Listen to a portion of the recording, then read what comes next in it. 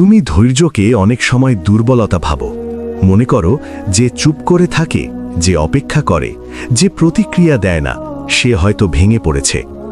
কিন্তু আল্লাহ তোমাকে অন্য কিছু শেখান। সূরা বাকারা আয়াত ১৫৩ নম্বর আয়াতে বলা হয়েছে, হে মুমিনগণ, তোমরা ধৈর্য ও সালাতের মাধ্যমে সাহায্য প্রার্থনা করো। নিশ্চয়ই আল্লাহ ধৈর্যশীলদের সাথে আছেন। আল্লাহ কার সাথে? ধৈর্যশীলদের সাথে। তুমি যখন কষ্টে থাকো, যখন অন্যায় সহ্য করো, যখন তোমার দোয়া সাথে সাথে কবুল হয় না, সেই মুহূর্তে তুমি একা নও। তুমি যদি ধৈর্য ধরো, আল্লাহ তোমার পাশে থাকেন। কিন্তু ধৈর্য মানে কি শুধু চুপ থাকা? না, ধৈর্য মানে নিজেকে নিয়ন্ত্রণ করা, নিজের নফসকে থামানো, নিজের রাগকে গিলে ফেলা, নিজের হতাশাকে আল্লাহর সামনে সিজদায় নামিয়ে দেওয়া।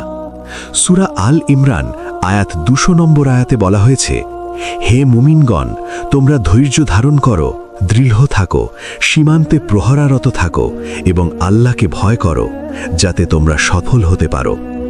এখানে শুধু ধৈর্য না, দৃঢ়তা, অবিচল থাকা। তুমি একদিন নামাজ পড়ে ২ দিন ছেড়ে দিলে এটা ধৈর্য নয়। তুমি একদিন গুনাহ চাড়লে আবার ফিরে গেলে এটা ধৈর্য নয়। ধৈর্য মানে দীর্ঘ পথ, অবিরাম সংগ্রাম।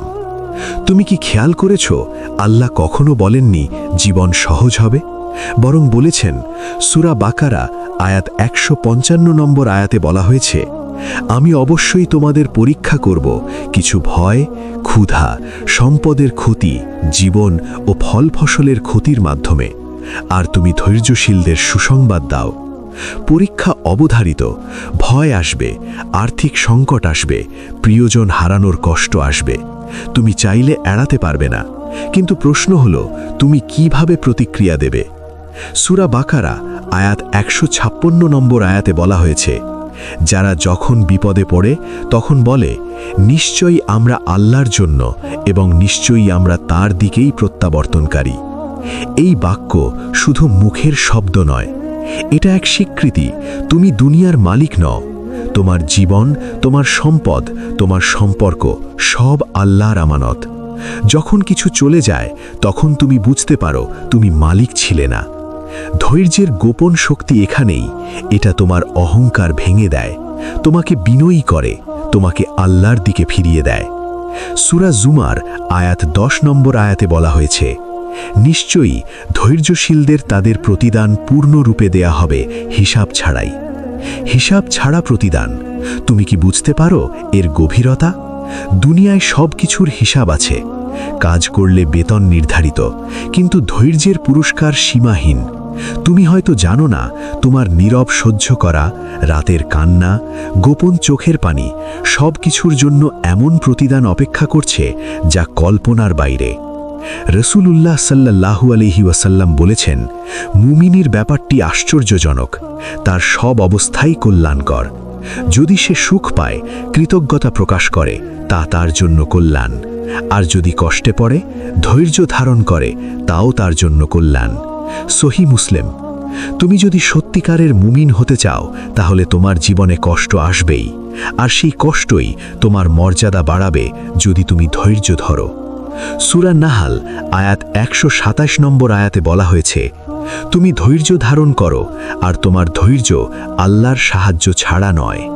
তুমি একা ধৈর্য ধরতে পারবে না, তোমার নফস দুর্বল, তুমি ভেঙে পড়ো। তাই আল্লাহ বলছেন, ধৈর্য তার সাহায্যে সম্ভব। তুমি যখন সিজদার বলো, ইয়া আল্লাহ, আমাকে শক্তি দিন, তখন সেই শক্তি আসে। তুমি কি জানো কেন অনেক সময় তোমার দোয়া বিলম্বিত হয়? কারণ আল্লাহ তোমাকে ধৈর্যের স্তরে তুলতে চান। তুমি হয়তো দোয়ার ফল চাইছ, কিন্তু আল্লাহ তোমার চরিত্র গড়ছেন। সূরা হুদ আয়াত ১১৫ নম্বর আয়াতে বলা হয়েছে, তুমি ধৈর্য ধারণ করো, নিশ্চয়ই আল্লাহ সৎকর্মশীলদের প্রতিদান নষ্ট করেন না। তুমি যে চুপচাপ অন্যায়ের জবাব দাওনি, তুমি যে গুনাহের সুযোগ পেয়েও থেমে গেছ, তুমি যে অপমান সহ্য করে আল্লাহর দিকে ফিরে গেছ, এসব কিছু হারিয়ে যায় না। ধৈর্য তোমাকে ভিতর থেকে বদলে দেয়। তুমি ধীরে ধীরে দুনিয়ার প্রতি আসক্তি কমাও। তুমি বুঝতে শেখো এই জীবন স্থায়ী না। সূরা আনকাবুত আয়াত ২ নম্বর আয়াতে বলা হয়েছে, মানুষ কি মনে করে যে তারা শুধু বলবে আমরা ঈমান এনেছি আর তাদের পরীক্ষা করা হবে না? তুমি ঈমানের দাবি করো, কিন্তু পরীক্ষা এলে অভিযোগ করো, এটা কেমন ঈমান? পরীক্ষা ছাড়া ঈমান পরিশুদ্ধ হয় না। ধৈর্যের গোপন শক্তি হল এটা তোমার ঈমানকে পরিশুদ্ধ করে। যেমন আগুন সোনাকে পরিশুদ্ধ করে, তেমনি কষ্ট তোমাকে পরিশুদ্ধ করে। সূরা শুরা আয়াত 43 নম্বর আয়াতে বলা হয়েছে, আর যে ধৈর্য ধারণ করে ও ক্ষমা করে নিশ্চয়ই তা দৃঢ় সংকল্পের কাজগুলির অন্তর্ভুক্ত। তুমি যখন প্রতিশোধ নিতে পারতে কিন্তু নাওনি, যখন রাগ দেখাতে পারতে কিন্তু চুপ ছিলে, তখন তুমি দুর্বল নও, তুমি শক্তিশালী। ধৈর্য মানে নিজের উপর বিজয়, নিজের নফসকে হারানো, নিজের তাড়নাকে নিয়ন্ত্রণ করা। তুমি যদি আজ নিজের জীবনের দিকে তাকাও, কত জায়গায় তুমি অস্থির হয়ে গেছো, কত জায়গায় তুমি আল্লাহর ফয়সালার উপর অসন্তুষ্ট হয়েছ। ধৈর্য তোমাকে শেখায় আল্লাহর নির্দেশ সব সময় তোমার চাওয়ার চেয়ে উত্তম। তুমি যদি ধৈর্যের পথে হাঁটো, তাহলে তুমি শুধু কষ্ট সহ্য করছো না, তুমি আল্লাহর নৈকট্যের দিকে এগোচ্ছ। তোমার হৃদয় নরম হচ্ছে, তোমার চোখ আখিরাতের দিকে ঘুরছে, তোমার গুনাহের ভয় বাড়ছে। এই শুরু। তোমার ধৈর্যের ভেতরে এমন এক শক্তি লুকানো আছে যা তোমাকে সাধারণ মানুষ থেকে আল্লাহর প্রিয় বান্দা বানাতে পারে। তুমি যখন ধৈর্যের কথা শুনো, তখন হয়তো ভাবো এটা শুধু বড় বিপদের সময়ের জন্য, কিন্তু আসল ধৈর্য ছোট ছোট মুহূর্তে পরীক্ষা হয়, প্রতিদিন, প্রতি ঘন্টায়। সূরা আসর 1 থেকে 3 নম্বর আয়াতে বলা হয়েছে, সময়ের শপথ, নিশ্চয়ই মানুষ ক্ষতির মধ্যে আছে, তবে তারা ছাড়া যারা ঈমান এনেছে, সৎকর্ম করেছে, পরস্পরকে সত্যের উপদেশ দেয় এবং পরস্পরকে ধৈর্যের উপদেশ দেয়। এখানে আল্লাহ ক্ষতি থেকে বাঁচার 4টি শর্ত দিলেন। শেষ শর্ত ধৈর্য, অর্থাৎ ধৈর্য ছাড়া ঈমান টেকে না, আমল টেকে না, সত্যের পক্ষে থাকা টেকে না। তুমি হয়তো নামাজ শুরু করো, কুরআন পড়া শুরু করো, গুনাহ ছাড়ার নিয়ত করো, কিন্তু কিছুদিন পর ক্লান্ত হয়ে যাও। কেন? কারণ ধৈর্য নেই, ধারাবাহিকতা নেই। সূরা মারিয়াম 65 নম্বর আয়াতে বলা হয়েছে, তুমি তার ইবাদতে অবিচল থাকো এবং তার ইবাদতে ধৈর্য ধারণ করো। ইবাদতে ধৈর্য। তুমি ফজরে উঠতে পারো না, কারণ ঘুমের ওপর ধৈর্য নেই। তুমি গীবত থেকে নিজেকে আটকাতে পারো না, কারণ জিহ্বার উপর ধৈর্য নেই। তুমি হারাম দেখা থেকে চোখ ফেরাও না, কারণ দৃষ্টির ওপর ধৈর্য নেই। ধৈর্যের গোপন শক্তি হল এটা তোমার ইবাদতকে স্থায়ী করে, অস্থায়ী আবেগ নয়, স্থায়ী আনুগত্য তৈরি করে। সূরা তহা 132 নম্বর আয়াতে বলা হয়েছে, তুমি তোমার পরিবারকে সালাতের নির্দেশ দাও এবং নিজেও এতে অবিচল থাকো। নিজেও অবিচল থাকো। তুমি যদি নিজে টিকে থাকতে না পারো, অন্যকে কিভাবে ডাকবে? ধৈর্য মানে শুধু বিপদে চুপ থাকা নয়, ধৈর্য মানে পাপ থেকে নিজেকে থামানো। সূরা ইউসুফ 33 নম্বর আয়াতে বলা হয়েছে, হে আমার প্রতিপালক, তারা আমাকে যেদিকে আহ্বান করছে তার চেয়ে কারাগার আমার কাছে প্রিয়। ইউসুফ আলাইসাল্লাম গুনাহের সুযোগ পেয়েছিলেন, পরিবেশ, প্রলোভন, চাপ সব ছিল, কিন্তু তিনি ধৈর্য বেছে নিলেন, কারাগার বেছে নিলেন, গুনাহ নয়। তুমি কি এমন সিদ্ধান্ত নিতে পারো? তুমি কি বলো হারাম সম্পর্কের চেয়ে একাকিত্ব ভালো, হারাম উপার্জনের চেয়ে অভাব ভালো? ধৈর্যের এই স্তরেই ঈমানের শক্তি প্রকাশ পায়। রাসূলুল্লাহ সাল্লাল্লাহু আলাইহি ওয়াসাল্লাম বলেছেন, যে ব্যক্তি পবিত্র থাকতে চায় আল্লাহ তাকে পবিত্র রাখেন, যে ধৈর্য ধারণ করতে চায় আল্লাহ তাকে ধৈর্য দান করেন, আর কাউকে ধৈর্যের চেয়ে উত্তম ও বিস্তৃত দান দেওয়া হয়নি। সহিহ বুখারী, সহিহ মুসলিম। তুমি ধৈর্য চাও কি? সত্যি চাও? তাহলে আল্লাহ তোমাকে এমন পরিস্থিতিতে রাখবেন যেখানে তোমাকে ধৈর্য শিখতে হবে। সূরা ইনশিরাহ 5 থেকে 6 নম্বর আয়াতে বলা হয়েছে, নিশ্চয়ই কষ্টের সাথে রয়েছে স্বস্তি, নিশ্চয়ই কষ্টের সাথে রয়েছে স্বস্তি। 2 বার বলা হয়েছে, কষ্টের ভিতরেই স্বস্তি লুকানো। তুমি যখন ধৈর্য ধরো, তখন কষ্টের ভিতর থেকে শক্তি বের হয়, তোমার ভেতরে এক ধরনের স্থিরতা জন্মগায়। সূরা রাদ 24 নম্বর আয়াতে বলা হয়েছে, তোমাদের ওপর শান্তি বর্ষিত হোক, কারণ তোমরা ধৈর্য ধারণ করেছিলে, অতএব কতই না উত্তম পরিণাম। জান্নাতে ফেরেশতারা কাকে অভিবাদন জানাবে? ধৈর্যশীলদের। তুমি দুনিয়ায় কেঁদেছ, চুপ থেকেছ, সহ্য করেছ, সেই ধৈর্যই আখিরাতে সম্মান হয়ে ফিরে আসবে। ধৈর্য তোমার অন্তর নরম করে। তুমি যখন বুঝো সবকিছু আল্লাহর ফয়সালা, তখন অভিযোগ কমে যায়, কৃতজ্ঞতা বাড়ে। সূরা লুকমান 17 নম্বর আয়াতে বলা হয়েছে, সালাত কায়েম করো, সৎ কাজের নির্দেশ দাও, অসৎ কাজ থেকে নিষেধ করো, এবং তোমার উপর যে বিপদ আসে তাতে ধৈর্য ধারণ করো। নিশ্চয়ই এটি দৃঢ় সংকল্পের কাজ। দাওয়া করতে গেলে কষ্ট আসবে, ভালো হতে গেলে উপহাস আসবে, নামাজি হলে সমালোচনা আসবে। তুমি যদি এসব দেখে পিছিয়ে যাও, তাহলে তুমি এখনো ধৈর্যের শক্তি চিনতে পারোনি। ধৈর্যের আরেক রূপ হল রাগ নিয়ন্ত্রণ। রাসূলুল্লাহ সাল্লাল্লাহু আলাইহি ওয়াসাল্লাম বলেছেন, শক্তিশালী সে নয় যে কুস্তিতে জিতে যায়, বরং শক্তিশালী সে যে রাগের সময় নিজেকে নিয়ন্ত্রণ করতে পারে। সহিহ বুখারী, সহিহ মুসলিম। তুমি রাগের সময় কেমন হও? তুমি কি কথায় আঘাত করো? তুমি কি পরিবারকে কষ্ট দাও? ধৈর্য তোমাকে শেখায় এক মুহূর্তের রাগ অনেক বছরের সম্পর্ক ভেঙে দিতে পারে। সূরা ফুসসিলাত 34 নম্বর আয়াতে বলা হয়েছে, তুমি মন্দকে উত্তম দ্বারা প্রতিহত করো, তখন দেখবে যার সাথে তোমার শত্রুতা ছিল সে যেন অন্তরঙ্গ বন্ধু হয়ে যাবে। এটা সহজ না, কিন্তু এটাই ধৈর্যের গোপন শক্তি। তুমি মন্দের জবাব মন্দ দিয়ে দিলে আগুন বাড়ে, তুমি উত্তম দিয়ে জবাব দিলে আগুন নিভে যায়। ধৈর্য তোমাকে আখিরাতমুখী করে। তুমি বুঝতে শেখো এই দুনিয়া অস্থায়ী। সূরা আলা 16 থেকে 17 নম্বর আয়াতে বলা হয়েছে, বরং তোমরা দুনিয়ার জীবনকে প্রাধান্য দাও, অথচ আখিরাত উত্তম ও স্থায়ী। তুমি যদি আখিরাতকে সামনে রাখো, তাহলে অনেক অপমান, অনেক ক্ষতি, অনেক বিলম্ব তোমাকে ভাঙতে পারবে না। ধৈর্য মানে তুমি আল্লাহর উপর ভরসা করছো। সূরা তালাক 3 নম্বর আয়াতে বলা হয়েছে, আর যে আল্লাহর উপর ভরসা করে তিনিই তার যথেষ্ট। যথেষ্ট। তুমি যখন মানুষের উপর নির্ভর করো হতাশ হও, কিন্তু যখন আল্লাহর উপর ভরসা করো তখন ধৈর্য সহজ হয়। তুমি হয়তো আজ কষ্টে আছো, দোয়া করছো, ফল পাচ্ছ না, কিন্তু ধৈর্যের ভিতরে আল্লাহ তোমাকে গড়ছেন, তোমার অহংকার ভাঙছেন, তোমার অন্তর নরম করছেন, তোমাকে এমন এক মর্যাদার দিকে নিয়ে যাচ্ছেন যা অস্থির মানুষ কখনো পায় না। ধৈর্যের গোপন শক্তি হলো এটা তোমাকে ভিতর থেকে পরিবর্তন করে, নিঃশব্দে, গভীরভাবে ও স্থায়ীভাবে। তুমি অনেক সময় ভাবো, আমি তো ধৈর্য ধরছি, তবুও কষ্ট কমছে না কেন? এখানে তোমার বোঝার জায়গা আছে। ধৈর্য কষ্ট সরানোর জন্য না, ধৈর্য তোমাকে কষ্টের ভেতর দাঁড়াতে শেখায়। সূরা বাকারা আয়াত 45 নম্বর আয়াতে বলা হয়েছে, তোমরা ধৈর্য ও সালাতের মাধ্যমে সাহায্য প্রার্থনা করো, আর নিশ্চয়ই তা কঠিন, তবে বিনীতদের জন্য নয়। কঠিন, হ্যাঁ, ধৈর্য কঠিন, কিন্তু বিনয়ী অন্তরের জন্য কঠিন নয়। তুমি যখন অহংকার ছাড়ো, যখন নিজের অক্ষমতা স্বীকার করো, তখন ধৈর্য সহজ হয়। তুমি যদি মনে করো, আমার সাথে এমন কেন হলো, আমি তো ভালো মানুষ, তাহলে তুমি এখনো আল্লাহর হিকমাত বুঝতে পারোনি। সূরা বাকারা আয়াত 216 নম্বর আয়াতে বলা হয়েছে, হতে পারে তোমরা কোনো বিষয় অপছন্দ করছো, অথচ তা তোমাদের জন্য কল্যাণকর, আর হতে পারে তোমরা কোনো বিষয় ভালোবাসছো, অথচ তা তোমাদের জন্য অকল্যাণকর। আল্লাহ জানেন, তোমরা জানো না। তুমি জানো না, এই স্বীকারোক্তি থেকেই ধৈর্যের শুরু। ধৈর্যের গোপন শক্তি হলো এটা তোমাকে আল্লাহর জ্ঞানের সামনে নত করে। তুমি বুঝতে শেখো তোমার দৃষ্টি সীমিত।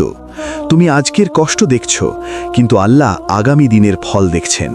সূরা আনাম আয়াত 34 নম্বর আয়াতে বলা হয়েছে, তোমার পূর্বেও বহু রাসূলকে অস্বীকার করা হয়েছে, তারা তাদের অস্বীকার ও কষ্টের ওপর ধৈর্য ধারণ করেছে, যতক্ষণ না আমার সাহায্য তাদের কাছে এসেছে। তুমি কি ভাবো তুমি কষ্টে একা? রাসূলগণও কষ্ট পেয়েছেন, অপমান, নির্যাতন, প্রত্যাখ্যান সব সহ্য করেছেন, কিন্তু তারা অপেক্ষা করেছেন আল্লাহর সাহায্যের জন্য। সূরা ইব্রাহিম আয়াত 12 নম্বর আয়াতে বলা হয়েছে, আমরা অবশ্যই তোমাদের কষ্টের ওপর ধৈর্য ধারণ করব, আর যারা ভরসা করে তারা আল্লাহর ওপরই ভরসা করুক।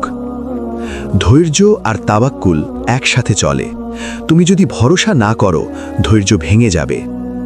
তুমি যখন দীর্ঘদিন বেকার থাকো, যখন সম্পর্ক ভেঙে যায়, যখন প্রিয়জন অসুস্থ হয়, তখন শয়তান কানে কানে বলে, দেখো তোমার দোয়া কবুল হচ্ছে না।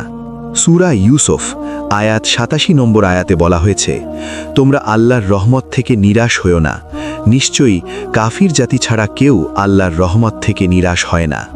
নিরাশা ঈমানের শত্রু। ধৈর্য নিরাশাকে ঠেকিয়ে রাখে। তুমি কি জানো, অনেক সময় আল্লাহ কষ্ট বাড়ান কারণ তোমার গুনাহ মাফ করতে চান। রাসূলুল্লাহ সাল্লাল্লাহু আলাইহি ওয়াসাল্লাম বলেছেন, কোনো মুমিনের ওপর ক্লান্তি, অসুস্থতা, দুঃখ, কষ্ট, এমনকি একটি কাঁটার আঘাতও আসে না, যার মাধ্যমে আল্লাহ তার গুনাহ মাফ করেন। সহিহ বুখারী, সহিহ মুসলিম। তুমি কষ্টকে শুধু কষ্ট ভাবো, কিন্তু আল্লাহ এটাকে পরিশুদ্ধি বানান। সূরা আল ইমরান আয়াত 142 নম্বর আয়াতে বলা হয়েছে, তোমরা কি মনে করো যে তোমরা জান্নাতে প্রবেশ করবে, অথচ আল্লাহ এখনও প্রকাশ করেননি তোমাদের মধ্যে কারা জিহাদ করেছে এবং কারা ধৈর্য ধারণ করেছে? জান্নাত দাবি দিয়ে পাওয়া যায় না, প্রমাণ দিতে হয়। ধৈর্য সেই প্রমাণ। তুমি যদি প্রতিটি পরীক্ষায় ভেঙে পড়ো, প্রতিটি বিলম্বে অভিযোগ করো, তাহলে কিভাবে তুমি জান্নাতের যোগ্যতা প্রমাণ দেবে? সূরা সাজদা আয়াত 24 নম্বর আয়াতে বলা হয়েছে, আর যখন তারা ধৈর্য ধারণ করল এবং আমার আয়াতসমূহে দৃঢ় বিশ্বাস রাখল, তখন আমি তাদের মধ্য থেকে নেতা বানালাম যারা আমার আদেশে পথ দেখাত। নেতৃত্ব কাকে দেওয়া হয়? ধৈর্যশীলকে। তুমি যদি পরিবারে, সমাজে, উম্মার মাঝে প্রভাবশালী হতে চাও, প্রথমে ধৈর্য শেখো। ধৈর্যের গোপন শক্তি হল, এটা তোমাকে ভেতর থেকে স্থির করে, তোমার সিদ্ধান্ত পরিলত হয়। তুমি আবেগ দিয়ে না, ঈমান দিয়ে চলতে শেখো। সূরা হাসর আয়াত 9 নম্বর আয়াতে বলা হয়েছে, তারা নিজেদের ওপর অন্যদেরকে প্রাধান্য দেয়, যদিও তাদের নিজেদের অভাব থাকে, আর যারা নিজেদের কৃপণতা থেকে রক্ষা পায় তারাই সফল। নিজের কষ্টের মাঝেও অন্যকে অগ্রাধিকার দেওয়া, এটা ধৈর্যেরই অংশ। তুমি যখন নিজের অভাবের মাঝেও কাউকে সাহায্য করো, তখন তুমি শুধু দান করছো না, তুমি নিজের নফসকে ভাঙছো। সূরা ফাতির আয়াত 30 নম্বর আয়াতে বলা হয়েছে, তিনি তাদের পূর্ণ প্রতিদান দেবেন এবং তার অনুগ্রহ থেকে আরও বাড়িয়ে দেবেন। নিশ্চয়ই তিনি ক্ষমাশীল, কৃতজ্ঞ। আল্লাহ কৃতজ্ঞ। তুমি ধৈর্য ধরলে তিনি সেটা ভুলে যান না। তুমি কি খেয়াল করেছ, অস্থির মানুষ সবসময় অভিযোগ করে, আর ধৈর্যশীল মানুষ কম কথা বলে কিন্তু গভীর হয়। ধৈর্য তোমার অন্তরকে গভীর করে। তুমি তুচ্ছ বিষয়ে ভেঙে পড়ো না। সূরা মুমিনুন আয়াত 111 নম্বর আয়াতে বলা হয়েছে, আজ আমি তাদের ধৈর্যের কারণে প্রতিদান দিলাম, নিশ্চয়ই তারাই সফল। আখিরাতে যখন হিসাব হবে, তখন তুমি বুঝবে এই দুনিয়ার প্রতিটি সহ্য করা মুহূর্ত বৃথা যায়নি। ধৈর্যের আরেক স্তর হল আল্লাহর আদেশে অবিচল থাকা, এমনকি যখন কেউ দেখছে না। সূরা ইনসান আয়াত 12 নম্বর আয়াতে বলা হয়েছে, এবং তাদের ধৈর্যের কারণে তিনি তাদের জান্নাত ও রেশমি বস্ত্র দ্বারা প্রতিদান করেছেন। ধৈর্যের ফল জান্নাত, শুধু সাময়িক স্বস্তি নয়, চিরস্থায়ী শান্তি। তুমি আজ যে কষ্টে আছো সেটা হয়তো সাময়িক, কিন্তু তোমার ধৈর্য যদি আল্লাহর জন্য হয়, তার প্রতিদান চিরস্থায়ী। তুমি নিজেকে প্রশ্ন করো, আমি কি কষ্ট এলে আল্লাহর দিকে যাই, নাকি মানুষের কাছে অভিযোগ করি? আমি কি বিলম্বে ধৈর্য ধরি, নাকি সন্দেহ করি? ধৈর্যের গোপন শক্তি হলো, এটা তোমাকে সন্দেহ থেকে ইয়াকিনে, অভিযোগ থেকে সিজদায়, হতাশা থেকে আল্লাহর নৈকট্যে নিয়ে যায়। তুমি যদি এই শক্তিকে আঁকড়ে ধরো, তাহলে কষ্ট তোমাকে ভাঙবে না, কষ্ট তোমাকে গড়বে। তুমি যখন দীর্ঘ পরীক্ষার ভেতর দিয়ে যাও, তখন আসল লড়াইটা বাইরে না, ভিতরে। মানুষের কথা, পরিস্থিতির চাপ, ভবিষ্যতের অনিশ্চয়তা, এসবের চেয়েও বড় যুদ্ধ তোমার অন্তরের সাথে। ধৈর্যের গোপন শক্তি এখানেই প্রকাশ পায়। সূরা হাদিদ আয়াত 22 নম্বর আয়াতে বলা হয়েছে, পৃথিবীতে কিংবা তোমাদের নিজেদের মধ্যে যে কোনো বিপদ আসে, তা আমি সৃষ্টি করার আগেই এক কিতাবে লিপিবদ্ধ আছে। নিশ্চয়ই তা আল্লাহর জন্য সহজ। তুমি যে কষ্টে আছো তা আকস্মিক না, তা আল্লাহর জ্ঞানের বাইরে না, তা তোমার নিয়ন্ত্রণের বাইরে হলেও আল্লাহর পরিকল্পনার ভেতরে। এই উপলব্ধি তোমার অন্তরকে স্থির করে। সূরা হাদিদ আয়াত 23 নম্বর আয়াতে বলা হয়েছে, যাতে তোমরা যা হারিয়েছ তার জন্য দুঃখিত না হও, এবং যা তিনি তোমাদের দিয়েছেন তার জন্য উল্লসিত না হও। আর আল্লাহ কোনো অহংকারী, আত্মগর্বীকে পছন্দ করেন না। ধৈর্য তোমাকে ভারসাম্য শেখায়। তুমি হারালে ভেঙে পড়ো না, পেলে অহংকার করো না। তুমি বুঝতে শেখো সবই আমানত। তুমি কি খেয়াল করেছ, অনেক সময় আল্লাহ তোমাকে এমন অবস্থায় রাখেন যেখানে তুমি সম্পূর্ণ অসহায় বোধ করো, যেন কোনো পথ নেই, যেন সব দরজা বন্ধ। সূরা তাওবা আয়াত 51 নম্বর আয়াতে বলা হয়েছে, বলুন, আমাদের কখনো কিছুই ঘটবে না আল্লাহ যা আমাদের জন্য লিখে রেখেছেন তা ছাড়া। তিনি আমাদের অভিভাবক, আর মুমিনরা আল্লাহর উপরই ভরসা করুক। তুমি যে কষ্টে আছো তা আকস্মিক না, তা আল্লাহর জ্ঞানের বাইরে না, তা তোমার নিয়ন্ত্রণের বাইরে হলেও আল্লাহর পরিকল্পনার ভেতরে। এই উপলব্ধি তোমার অন্তরকে স্থির করে। সূরা হাদিদ আয়াত 23 নম্বর আয়াতে বলা হয়েছে, যাতে তোমরা যা হারিয়েছ তার জন্য দুঃখিত না হও, এবং যা তিনি তোমাদের দিয়েছেন তার জন্য উল্লসিত না হও। আর আল্লাহ কোনো অহংকারী আত্মগর্বীকে পছন্দ করেন না। ধৈর্য তোমাকে ভারসাম্য শেখায়। তুমি হারালে ভেঙে পড়ো না, পেলে অহংকার করো না। তুমি বুঝতে শেখো সবই আমানত। তুমি কি খেয়াল করেছ, অনেক সময় আল্লাহ তোমাকে এমন অবস্থায় রাখেন যেখানে তুমি সম্পূর্ণ অসহায় বোধ করো, যেন কোনো পথ নেই, যেন সব দরজা বন্ধ। সূরা তওবা আয়াত 51 নম্বর আয়াতে বলা হয়েছে, বলুন, আমাদের কখনো কিছুই ঘটবে না আল্লাহ যা আমাদের জন্য লিখে রেখেছেন তা ছাড়া। তিনি আমাদের অভিভাবক, আর মুমিনরা আল্লাহর উপরই ভরসা করুক। তুমি যদি এই আয়াত হৃদয়ে বসাতে পারো তাহলে ভয় কমে যাবে। মানুষ কি বলবে, ভবিষ্যৎ কি হবে, এই আতঙ্ক তোমাকে কাঁপাতে পারবে না। ধৈর্যের গোপন শক্তি হলো, এটা তোমাকে তাকদীরের সামনে শান্ত করে। তুমি লড়াই করো, চেষ্টা করো, দোয়া করো, কিন্তু ফলাফলের জন্য ছটফট করো না। সূরা নাহল আয়াত 96 নম্বর আয়াতে বলা হয়েছে, তোমাদের কাছে যা আছে তা শেষ হয়ে যাবে, আর আল্লাহর কাছে যা আছে তা স্থায়ী। আর যারা ধৈর্য ধারণ করেছে আমি অবশ্যই তাদেরকে তাদের উত্তম কাজের জন্য প্রতিদান দেব। দুনিয়ার সব কিছু শেষ হবে, সম্পর্ক, সম্পদ, সৌন্দর্য, মর্যাদা, সব। তুমি যদি অস্থায়ী জিনিসের জন্য অস্থির হও তাহলে শান্তি পাবে না। ধৈর্য তোমাকে স্থায়ী কিছুর দিকে ঘুরিয়ে দেয়। তুমি যখন গুনাহ ছাড়তে চাও তখন সবচেয়ে বড় পরীক্ষা আসে। পুরনো অভ্যাস ডাক দেয়, পুরনো সম্পর্ক টানে, শয়তান ফিসফিস করে, আরেকবার, শেষবার। সূরা ফুরকন আয়াত 75 নম্বর আয়াতে বলা হয়েছে, তারা তাদের ধৈর্যের কারণে উঁচু মর্যাদার প্রতিদান পাবে, এবং সেখানে তাদেরকে অভিবাদন ও শান্তি দিয়ে অভ্যর্থনা করা হবে। গুনাহের ওপর ধৈর্য, এটা আল্লাহর কাছে উঁচু মর্যাদার কারণ। তুমি হয়তো কারো সামনে বড় কিছু করনি, কিন্তু একা ঘরে বসে হারাম থেকে নিজেকে ফিরিয়েছ, এটাই তোমার মর্যাদা বাড়াচ্ছে। রাসূলুল্লাহ সাল্লাল্লাহু আলাইহি ওয়াসাল্লাম বলেছেন, জান্নাতকে কষ্টের মাধ্যমে পরিবেষ্টিত করা হয়েছে, আর জাহান্নামকে প্রবৃত্তির দ্বারা পরিবেষ্টিত করা হয়েছে। সহিহ মুসলিম।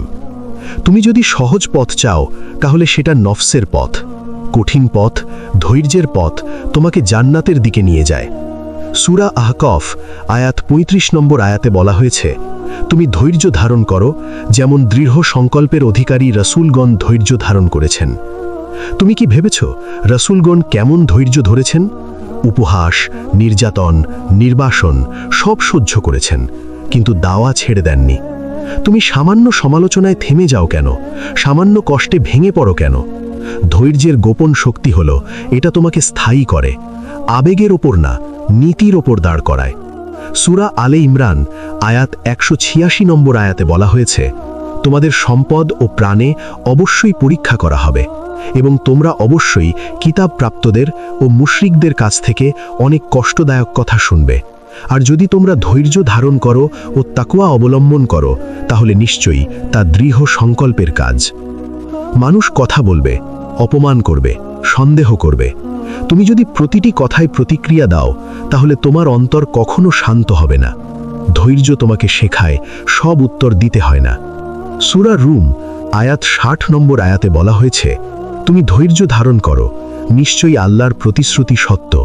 আর যারা দৃঢ় বিশ্বাস রাখে না তারা তোমাকে অস্থির করতে চাইবে। তারা বলবে, এত নামাজ পড়ে কি লাভ, এত সততা রেখে কি হলো? কিন্তু তুমি জানো আল্লাহর প্রতিশ্রুতি সত্য। ধৈর্যের গোপন শক্তি আরেক জায়গায়, এটা তোমার ভাষাকে নিয়ন্ত্রণ করে। সূরা কাহাফ আয়াত 28 নম্বর আয়াতে বলা হয়েছে, তুমি ধৈর্য সহকারে নিজেকে তাদের সাথে রাখো যারা সকাল সন্ধ্যা তাদের প্রতিপালককে আহ্বান করে, তার সন্তুষ্টি কামনা করে। আর তোমার চোখ যেন দুনিয়ার সৌন্দর্যের দিকে না যায়। তুমি কার সাথে বসো, কাদের সাথে সময় কাটাও, এটা ধৈর্যের ওপর প্রভাব ফেলে। যারা আল্লাহকে স্মরণ করে তাদের সাথে থাকলে তোমার অন্তর শক্ত হয়। তুমি যদি আজ নিজের জীবনের গভীরে তাকাও, দেখবে তোমার অনেক অস্থিরতা এসেছে, কারণ তুমি আল্লাহকে ভুলে গিয়েছিলে। তুমি দুনিয়াকে বড় করেছিলে। ধৈর্য তোমাকে ফিরিয়ে আনে সিজদায়, কুরআনের আয়াতে, রাতের নিঃশব্দ দোয়ার মাঝে। তুমি যখন দীর্ঘ সময় অপেক্ষা করো, বিয়ের জন্য, রিজিকের জন্য, সন্তানের জন্য, তখন মনে হয় সময় থেমে গেছে, কিন্তু আল্লাহর ঘড়ি থেমে নেই। ধৈর্যের গোপন শক্তি হলো এটা তোমাকে আল্লাহর সময়সূচির ওপর ভরসা করতে শেখায়। তুমি নিজের সময়সূচি ছেড়ে দাও, আল্লাহর পরিকল্পনার ওপর আস্থা রাখো। তুমি যদি এই স্তরে পৌঁছাতে পারো, তাহলে কষ্ট তোমাকে ভাঙবে না, বরং কষ্ট তোমাকে এমন এক মানুষ বানাবে যার অন্তর নরম, ঈমান গভীর আর আখিরাতের সচেতনতা তীব্র। তুমি অনেক সময় ভাবো ধৈর্য মানে শুধু অপেক্ষা, কিন্তু ধৈর্যের সবচেয়ে গভীর রূপ হলো আল্লাহর প্রতি সন্তুষ্ট থাকা। শুধু সহ্য করা না, বরং অন্তর থেকে মেনে নেওয়া। সূরা নিসা আয়াত ৬৫ নম্বর আয়াতে বলা হয়েছে, তোমার প্রতিপালকের শপথ, তারা কখনো মুমিন হবে না যতক্ষণ না তারা নিজেদের বিবাদে তোমাকে বিচারক হিসেবে গ্রহণ করে, তারপর তোমার ফয়সালার ব্যাপারে নিজেদের অন্তরে কোনো সংকীর্ণতা না পায় এবং পূর্ণভাবে মেনে নেয়। পূর্ণভাবে মেনে নেওয়া, অন্তরে সংকীর্ণতা না রাখা। তুমি কি আল্লাহর ফয়সালা এভাবেই গ্রহণ করো, নাকি মুখে বলো আলহামদুলিল্লাহ, কিন্তু ভেতরে ক্ষোভ জমিয়ে রাখো? ধৈর্যের গোপন শক্তি হলো এটা তোমার অন্তরকে পরিশুদ্ধ করে। তুমি শুধু পরিস্থিতি মেনে নাও না, তুমি আল্লাহর সিদ্ধান্তের উপর সন্তুষ্ট হও। সূরা তাগাবুন আয়াত ১১ নম্বর আয়াতে বলা হয়েছে, আল্লাহর অনুমতি ছাড়া কোনো বিপদ আসে না, আর যে আল্লাহর উপর ঈমান আনে তিনি তার অন্তরকে পথ দেখান। তুমি খেয়াল করো, বিপদ আসলে আল্লাহ কি দেন? সরাসরি সমাধান নয়, অন্তরের হিদায়াত, অন্তরের স্থিরতা। এটা ধৈর্যের আসল শক্তি। তুমি যদি প্রতিটি কষ্টে আল্লাহর দিকে ফিরো, তাহলে তোমার অন্তর আলোকিত হবে, কিন্তু যদি অভিযোগ করো, তাহলে অন্তর অন্ধকার হবে। সূরা বাকারা আয়াত ২৮৬ নম্বর আয়াতে বলা হয়েছে, আল্লাহ কোনো প্রাণকে তার সামর্থ্যের অতিরিক্ত দায়িত্ব দেন না। তুমি যে পরীক্ষায় আছো সেটা তোমার সামর্থ্যের বাইরে না। তুমি হয়তো ভাবছো আমি পারবো না, কিন্তু আল্লাহ জানেন তুমি পারবে। ধৈর্যের গোপন শক্তি হলো এটা তোমাকে নিজের অজানা শক্তি চিনতে শেখায়। সূরা ইউসুফ আয়াত ১৮ নম্বর আয়াতে বলা হয়েছে, বরং তোমাদের নফস তোমাদের জন্য একটি বিষয়কে সহজ করে দিয়েছে, অতএব উত্তম ধৈর্যই অবলম্বন করব। উত্তম ধৈর্য, সবারুন জামিল, এমন ধৈর্য যেখানে অভিযোগ নেই, মানুষের কাছে কান্না নেই, শুধু আল্লাহর কাছে আরজি আছে। তুমি যখন মানুষের কাছে কষ্টের গল্প বলো, তারা হয়তো সহানুভূতি দেয়, কিন্তু যখন আল্লাহর কাছে বলো, তিনি প্রতিদান দেন। রাসূলুল্লাহ সাল্লাল্লাহু আলাইহি ওয়াসাল্লাম বলেছেন, যাকে আল্লাহ কল্যাণ দিতে চান তিনি তাকে বিপদে ফেলেন। সহিহ বুখারী। তুমি বিপদকে শুধু বিপদ ভাবো, কিন্তু যদি এটা আল্লাহর পক্ষ থেকে বিশেষ নজর হয়, যদি এই কষ্ট তোমাকে আখিরাতের উচ্চ মর্যাদায় নিয়ে যায়। সূরা আল ইমরান আয়াত ১৩৯ নম্বর আয়াতে বলা হয়েছে, তোমরা দুর্বল হও না, দুঃখিত হও না, তোমরাই উচ্চতর হবে যদি তোমরা মুমিন হও। ধৈর্য তোমাকে উচ্চ করে, দুনিয়ার চোখে না হলেও আল্লাহর কাছে। তুমি যখন অপমান সহ্য করো, অন্যায়ের জবাব না দিয়ে চুপ থাকো, গুনাহের সুযোগ পেয়েও ফিরে আসো, তখন তুমি নিজের নফসের উপর বিজয়ী হও। সূরা মুমিন আয়াত ৫৫ নম্বর আয়াতে বলা হয়েছে, তুমি ধৈর্য ধারণ করো, নিশ্চয়ই আল্লাহর প্রতিশ্রুতি সত্য, এবং তোমার গুনাহের জন্য ক্ষমা প্রার্থনা করো। ধৈর্য আর ইস্তিগফার একসাথে চলে। তুমি কষ্টে পড়লে শুধু পরিস্থিতিকে দোষ দিও না, নিজের গুনাহের জন্য ক্ষমা চাও, এতে অন্তর নরম হয়। সূরা কাসাস আয়াত ৫৪ নম্বর আয়াতে বলা হয়েছে, তারা তাদের ধৈর্যের কারণে দ্বিগুণ প্রতিদান পাবে। তারা মন্দকে ভালো দ্বারা প্রতিহত করে এবং আমি তাদের যা রিজিক দিয়েছি তা থেকে ব্যয় করে। দ্বিগুণ প্রতিদান। তুমি শুধু সহ্য করছো না, তুমি আল্লাহর কাছে বিনিয়োগ করছো। ধৈর্যের আরেক গভীর দিক হলো সময়কে আল্লাহর হাতে ছেড়ে দেওয়া। সূরা শুরা আয়াত ৩৬ নম্বর আয়াতে বলা হয়েছে, যা কিছু তোমাদের দেওয়া হয়েছে তা দুনিয়ার জীবনের সামান্য ভোগ, আর যা আল্লাহর কাছে আছে তা উত্তম ও স্থায়ী তাদের জন্য যারা ঈমান এনেছে এবং তাদের প্রতিপালকের উপর ভরসা করে। তুমি যদি দুনিয়াকে চূড়ান্ত ভাবো, তাহলে প্রতিটি বিলম্ব অসহনীয় হবে, কিন্তু যদি আখিরাতকে চূড়ান্ত ভাবো, তাহলে অপেক্ষা সহজ হবে। রাসূলুল্লাহ সাল্লাল্লাহু আলাইহি ওয়াসাল্লাম বলেছেন, সবচেয়ে বড় প্রতিদান আসে সবচেয়ে বড় পরীক্ষার সাথে। যখন আল্লাহ কোনো জাতিকে ভালোবাসেন, তিনি তাদের পরীক্ষা করেন। যে সন্তুষ্ট থাকে তার জন্য সন্তুষ্টি, আর যে অসন্তুষ্ট হয় তার জন্য অসন্তুষ্টি। তিরমিজি, সাহি। তুমি কি সন্তুষ্ট, নাকি অন্তরে লুকানো অভিযোগ আছে? ধৈর্যের গোপন শক্তি হলো এটা তোমাকে আল্লাহর সন্তুষ্টির পথে নিয়ে যায়। সূরা যুখরুফ আয়াত 68 থেকে 70 নম্বর আয়াতে বলা হয়েছে, হে আমার বান্দারা, আজ তোমাদের কোনো ভয় নেই, তোমরা দুঃখিতও হবে না। যারা আমার আয়াতে ঈমান এনেছিল এবং মুসলিম ছিল, তোমরা ও তোমাদের সাথীরা আনন্দের সাথে জান্নাতে প্রবেশ করো। ভয় থাকবে না, দুঃখ থাকবে না। দুনিয়ায় তুমি যে কষ্টে কেঁদেছ, আখেরাতে তা মুছে যাবে। তুমি যদি আজ ধৈর্য ধরো, তাহলে কাল তোমার জন্য শান্তি লেখা হবে। ধৈর্য তোমাকে শেখায় প্রতিটি অশ্রু আল্লাহ দেখছেন, প্রতিটি দীর্ঘশ্বাস লিপিবদ্ধ হচ্ছে, প্রতিটি নীরব সহ্য করা মুহূর্ত আখেরাতে রূপ নেবে সম্মানে। তুমি কি এই শক্তিকে আঁকড়ে ধরবে, নাকি অস্থিরতার পথে যাবে? ধৈর্যের পথ কঠিন, কিন্তু এই পথই তোমাকে আল্লাহর নৈকট্যে নিয়ে যায়, তোমার গুনাহ ঝরায়, তোমার অন্তরকে কোমল করে, আর তোমাকে এমন এক মানুষ বানায় যে ঝড়ের মাঝেও স্থির থাকে। তুমি কখনো খেয়াল করেছো, যখন কষ্ট দীর্ঘ হয় তখন ঈমানের আসল পরীক্ষা শুরু হয়? শুরুতে তুমি শক্ত থাকো, দোয়া করো, কাঁদো, কিন্তু সময় বাড়তে থাকে, ফল আসে না, তখন অন্তরে প্রশ্ন জাগে। এখানেই ধৈর্যের গভীরতম স্তর। সূরা মায়ারিজ আয়াত 19 থেকে 23 নম্বর আয়াতে বলা হয়েছে, নিশ্চয়ই মানুষ অস্থির স্বভাবের সৃষ্টি হয়েছে। যখন তাকে অকল্যাণ স্পর্শ করে তখন সে অস্থির হয়, আর যখন তাকে কল্যাণ স্পর্শ করে তখন সে কৃপণ হয়ে যায়। তবে তারা ব্যতীত যারা সালাতে স্থায়ী। তুমি অস্থির, এটা তোমার স্বভাব, কিন্তু সালাত, ইবাদত, আল্লাহর স্মরণ, এইগুলো তোমাকে স্থির করে। ধৈর্যের শক্তি এখানেই, এটা তোমার স্বভাবের বিরুদ্ধে এক সংগ্রাম। তুমি যখন দীর্ঘদিন ধরে কোনো দুঃখ বয়ে বেড়াও, হয়তো অসুস্থতা, হয়তো পরিবারে ভাঙন, হয়তো অর্থনৈতিক সংকট, তখন শয়তান তোমাকে দুইভাবে আক্রমণ করে। এক, হতাশা দিয়ে, দুই, গুনাহের প্রলোভন দিয়ে। সূরা বাকারা আয়াত 214 নম্বর আয়াতে বলা হয়েছে, তোমরা কি মনে করো যে তোমরা জান্নাতে প্রবেশ করবে, অথচ তোমাদের উপর এখনও তেমন পরীক্ষা আসেনি যেমন তোমাদের পূর্ববর্তীদের উপর এসেছিল?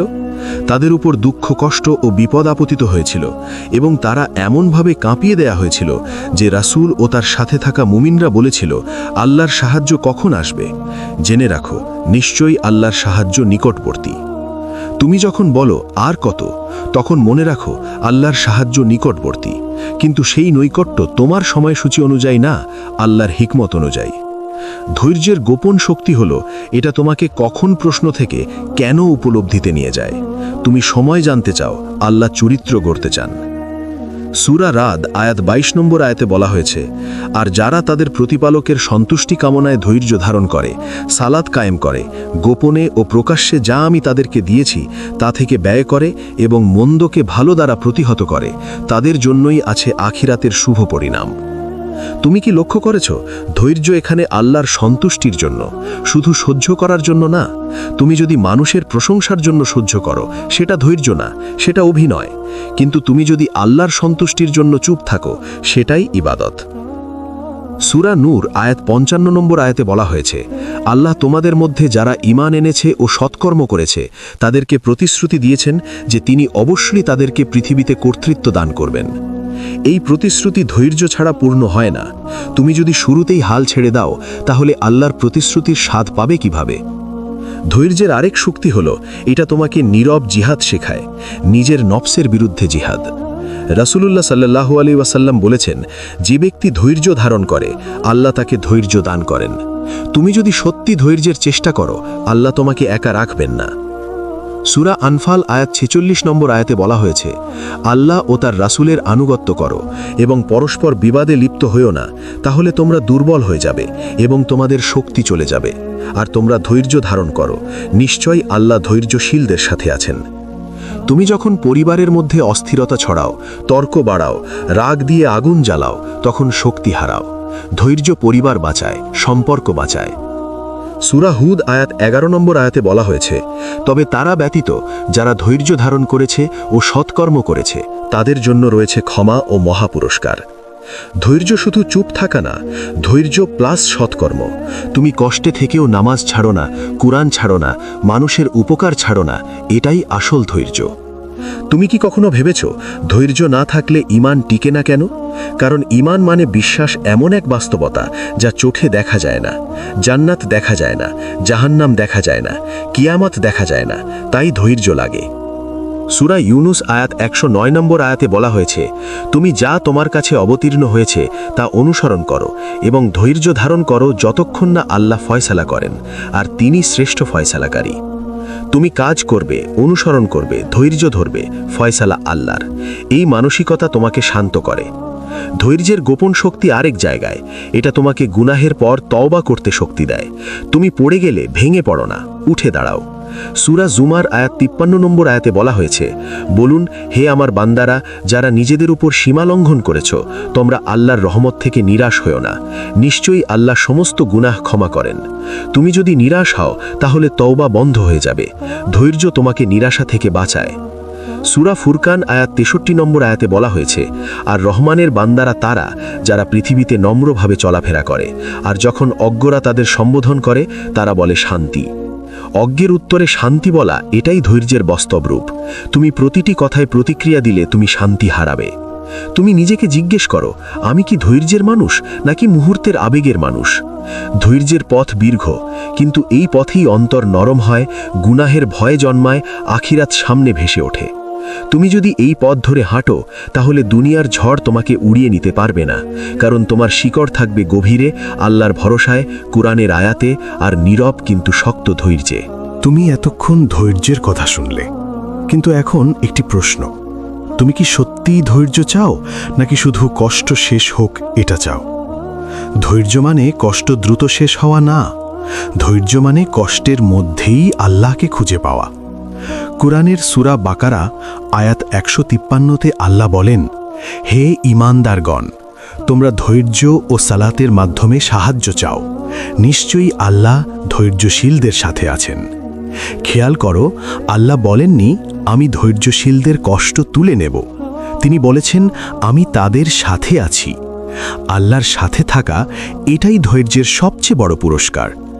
তুমি যখন রাতের অন্ধকারে চুপচাপ কান্না করো, কেউ না জানলেও আল্লাহ জানেন। তুমি যখন অপমান সহ্য করো, কেউ না দেখলেও আল্লাহ দেখেন। তুমি যখন গুনাহের সুযোগ ছেড়ে দাও, কেউ না বুঝলেও আল্লাহ লিখে রাখেন। সূরা জুমার আয়াত 10-এ বলা হয়েছে, ধৈর্যশীলদের প্রতিদান তো পরিমাপহীনভাবে দেয়া হবে। পরিমাপহীন মানে এমন প্রতিদান যা তুমি কল্পনাও করতে পারো না। রাসূলুল্লাহ সাল্লাল্লাহু আলাইহি ওয়াসাল্লাম বলেছেন, কিয়ামতের দিন এমন মানুষ আসবে যাদের দুনিয়ায় বড় কোনো আমল ছিল না, কিন্তু তারা ধৈর্যের কারণে জান্নাতে উচ্চ মর্যাদা পাবে। তুমি হয়তো বড় আলেম না, বড় দাতা না, বড় ইবাদতকারীও না, কিন্তু তুমি যদি ধৈর্য ধরো তাহলে আল্লাহর কাছে তুমি মূল্যবান। আইয়ুব আলাইহিস সালামের কথা মনে করো। তিনি সব হারিয়েছিলেন, সম্পদ, সন্তান, স্বাস্থ্য, তবুও বলেছিলেন, নিশ্চয়ই আমাকে কষ্ট স্পর্শ করেছে, আর আপনি তো পরম দয়ালুদের মধ্যে শ্রেষ্ঠ দয়ালু। সূরা আম্বিয়া আয়াত 53। তিনি অভিযোগ করেননি, তিনি আরজি করেছেন। তিনি হতাশ হননি, তিনি আশা রেখেছেন, আর আল্লাহ তাকে ফিরিয়ে দিয়েছেন তার চেয়েও উত্তম প্রতিদান। ধৈর্যের শেষ ফলাফল কি? অন্তরের প্রশান্তি, গুনাহ মাফ, মর্যাদা বৃদ্ধি, আল্লাহর নৈকট্য, জান্নাতের প্রতিশ্রুতি। তুমি আজ যে পরীক্ষায় আছো, হয়তো সেটা তোমার জীবনের সবচেয়ে কঠিন সময়, কিন্তু কে জানে এই সময়টাই হয়তো তোমাকে আল্লাহর সবচেয়ে কাছাকাছি নিয়ে যাচ্ছে। ধৈর্যের গোপন শক্তি হলো এটা তোমাকে বদলে দেয়। তুমি আগের মতো থাকো না, তুমি গভীর হও, তুমি নরম হও, তুমি আল্লাহমুখী হও। আজ যদি তুমি ক্লান্ত হও, একটু থামো, 2 রাকাত নামাজ পড়ো, হাত তুলে বলো, হে আল্লাহ, আমাকে ধৈর্য দাও, আমাকে সন্তুষ্টি দাও, আমাকে আপনার উপর ভরসা করার শক্তি দাও। মনে লেখো, তুমি একা নও, তোমার কষ্ট বৃথা না, তোমার অশ্রু হারিয়ে যায় না। ধৈর্য ধরো, কারণ প্রতিটি রাতের পর ফজর আসে, আর প্রতিটি সবরের পর আসে পুরস্কার।